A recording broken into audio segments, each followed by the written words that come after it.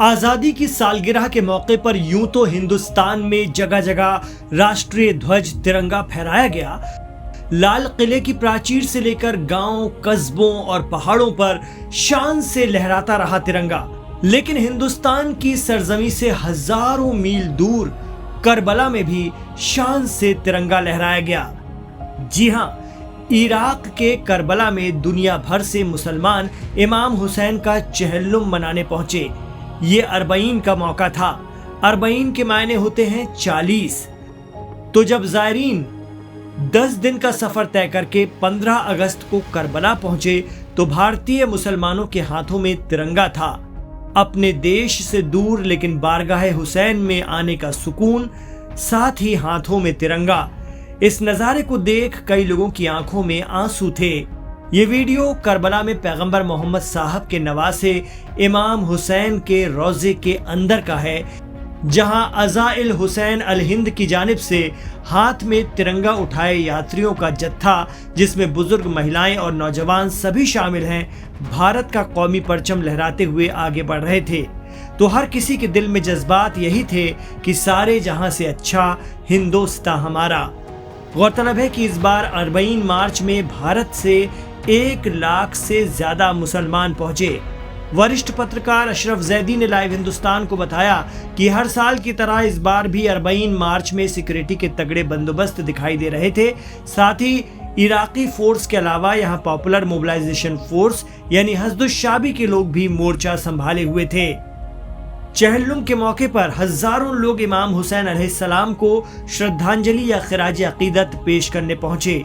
अरबईन में दुनिया भर के शिया मुसलमानों के साथ सुन्नी और ईसाई भी करबला पहुंचते हैं। नजफ से करबला तक तकरीबन 86 किलोमीटर का सफर है, वो भी पैदल। इस रूहानी सफर की शुरुआत होती है नजफ से सुबह की नमाज के बाद और फिर लोग निकल पड़ते हैं इस मुकद्दस सफर पर। कहा जाता है कि पूरी दुनिया से करीब 4 करोड़ लोग यहाँ पहुँचते हैं और इराक की सड़कों पर सफर हज से भी कई गुना लोग ज्यादा होते हैं इस वक्त। नजफ में मौला अली के रोजे या समाधि पर ज़ियारत और फिर 86 किलोमीटर का सफर। अरबईन जाने वाले बताते हैं कि ये सफर आपकी जिंदगी के बेहतरीन 10 दिन और 10 रातें होती हैं। ये बेहतरीन सातें होती हैं, वो 10 रातें। और 15 अगस्त पर तिरंगे के साथ इमाम हुसैन के रोजे की ज़ियारत। शायर का कलाम भी है कि हृदय में जगह पाते, जीवन में समा जाते, शब्बीर मदीने से अगर हिंद में आ जाते। बिस्मिल्लाहिर्रहमानिर्रहीम। मैं इस वक्त करबला में हूँ और करबला में अरबईन है। अरबईन वो इवेंट के जो साल में एक मर्तबा होती है। ये करबला है जहाँ से अद्भुत नज़ारे हमें देखने को मिल रहे हैं। 100 किलोमीटर का सफ़र है कि जहाँ पर हर मज़हब, हर मिल्लत, हर कौम, हर मुल्क का इंसान बरहना और अपने बच्चों के साथ, अपनी फैमिली के साथ इमाम हुसैन की तरफ रवां-दवा है। इमाम हुसैन का श्राइन करबला में है और करबला की तरफ हर एक की कूच है। जो रास्ते करबला की तरफ आते हैं, इराक मुल्क वो मुल्क है कि जो बड़ी हज़ारों मीलों पर मुहित है, हज़ारों माइल्स के ऊपर फैला हुआ ये मुल्क।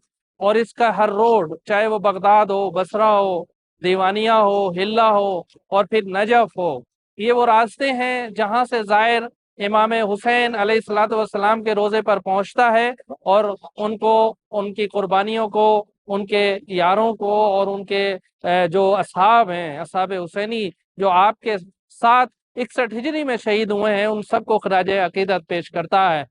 पूरे जितने भी रास्ते हैं वो सब इंसानी सैलाब हैं जो उससे भरा हुआ है और ये इंसानी सैलाब है जो पिछले 20 दिन के से जारी है। अब ये वॉक और ये जो सफ़र है ये अब कल यहाँ पे ख़त्म हो जाने वाला है। इमाम हुसैन के रोज़े पर पहुँच कर हर इंसान की जो यात्रा है, हर इंसान की जो पैदल रवी है और इंसान की जो वॉक है वो ख़त्म हो जाती है। लेकिन जो नज़ारे हमें इस सफ़र में देखने को मिलते हैं वो वाक़ई दुनिया के किसी कोने में नज़र नहीं आते, क्योंकि हमें यहाँ पर इतने खाना खिलाने वाले मौजूद हैं, इतने पानी पिलाने वाले मौजूद हैं, اور اتنے لوگ خدمت کرنے والے موجود ہیں کہ سب یہاں پر کھانے والوں کی تو کمی ہے لیکن کھلانے والوں کی کمی نہیں ہے، پانی پلانے والوں کی کمی نہیں ہے، پانی پینے والوں کی کمی ضرور پڑ جاتی ہے۔ یہ کیوں ہے؟ یہ امام حسین کے لیے ہے، اور امام حسین کی اس قربانی کی یاد میں ہے کہ جو آپ نے انسانیت کو بچانے کے لیے، سوشل جسٹس کو بچانے کے لیے، برابری اس سماج میں قائم کرنے کے لیے 61 ہجری میں اس میدان میں آپ نے اپنے انصار اور اپنی اولاد کے ساتھ پیش کی تھی۔ یہی وجہ ہے کہ آج امام حسین کو خراج عقیدت پیش کرنے والا صرف شیعہ ہی نہیں ہے، بلکہ سنی بھی ہیں، کرسچن بھی ہیں، یہودی بھی ہیں اور ہندو بھی ہیں۔ دوسرے مذاہب کے لوگ، دوسری اقوام کے لوگ اس پیدل روی میں، اس واک کے اندر ہمیں دیکھنے کو مل رہے ہیں۔ سب کی آنکھیں نم ہیں، ہر کوئی اپنے سے پہلے دوسرے کو پیش کرنے کی کوشش کر رہا ہے، ہر کوئی متواضع ہے، ہر کوئی اپنے سے زیادہ دوسرے کو تقدیم کر رہا ہے، دوسرے کو پیش کر رہا ہے، دوسرے کو آگے رکھنا چاہتا ہے۔ کیوں؟ یہ سویلائزیشن کہاں سے لوگوں میں نظر آتا ہے؟ یہ وہ لوگ ہیں جو ایرانی بھی ہیں، عراقی بھی ہیں، امریکی بھی ہیں، انڈین بھی ہیں، دوسرے ممالک کے لوگ بھی یہاں موجود ہیں، لیکن سب کا نعرہ ایک ہی ہے، یا حسین۔